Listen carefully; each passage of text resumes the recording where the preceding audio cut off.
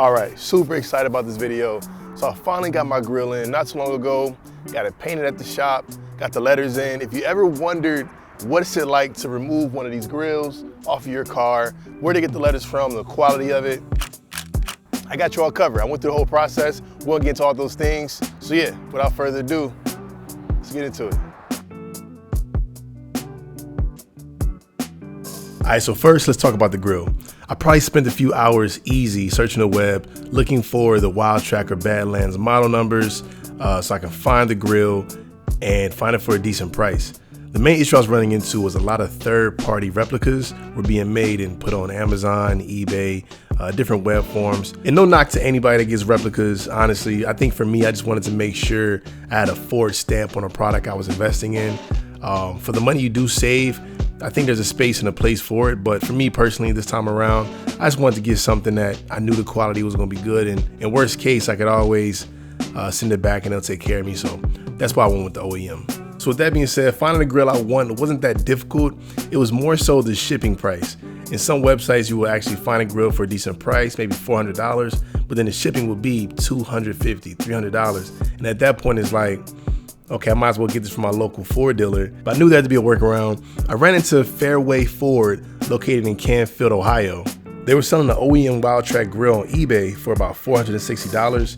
Great feedback, free shipping, and with taxes included, my total was only $487.55. So that was a price I was happy with, made the purchase, and it came in about 2 to 3 business days later. The quality of the grill was great as expected. It was packaged well and it had no defects at all. I didn't want to transfer the letters of my current grill over to the new one for 2 reasons really. One, the letters are glued to the back of the grill, so I would have to remove them by cutting or doing something that I really didn't feel like doing. Secondly, I plan on selling the grill on my Outer Banks, so having those letters in there would be less hassle for the next owner. I was able to get my Bronco Lettering from UPR. These letters came with an adhesive back and metal clips to keep them secure. The last thing I needed before getting this install started was to finally get the grill painted. I got it painted a granite color to match the Badlands grill. Shout out to my guy Sam at Ford, man. He took care of me and made sure I got what I needed, so appreciate it, bro.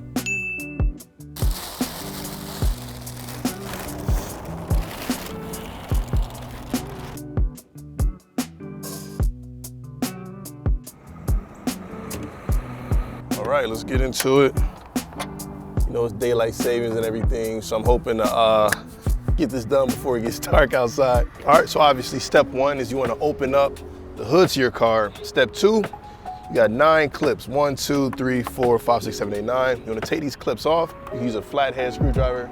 I'll be using this guy. Just kind of pry in, pop them up, and yeah, that's step 2. So these clips came out in 2 pieces. I found that circling your tool around the clip made it easier for it to get out. So before you remove the cover, you want to make sure you take this piece off by pressing here at these 2 top spots and pulling up, and it should come off easily. After that, the cover can easily be removed. Next, there will be 4 10mm screws. Before moving the grill, make sure to disconnect the connector for the camera and the washer fluid. To remove, make sure you squeeze from the sides and pull apart. Now to remove the grill. There will be about 10 pop-in clips that you will have to detach from the car. There's going to be 2 on each side, left and right, and 6 along the bottom. These clips are push and pull in, so don't worry about using a little bit of force to take these out. Now we have to remove the camera panel along with the wiring from the grill.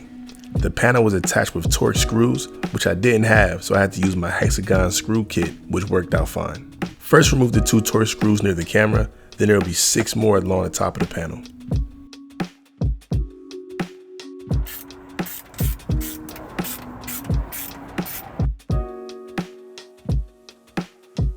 So from here, it's only a few more steps until we install the new grill. All right, so next we got to remove the metal clips to transfer over to the new grill. This can be done with a flathead screwdriver, a little bit of finesse, but be careful because you can damage the plastic on the grill. I really like the replacement letters from UPR. I'll make sure to leave a link in my description so you can check those out for yourself.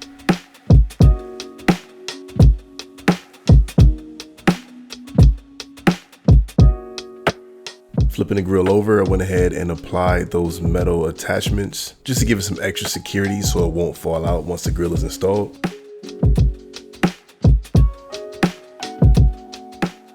After that, I just inspected the grill, make sure everything looked good on it, make sure the camera lined up how I needed it to. And after all that is done, we're finally ready to install the new grill. Super excited. I love how it's looking already.